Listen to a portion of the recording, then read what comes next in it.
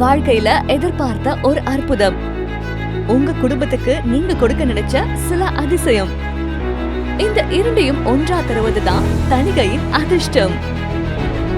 குமாரே, அப்படி என்னதான் இருக்கு இந்த பொன்னேரியில?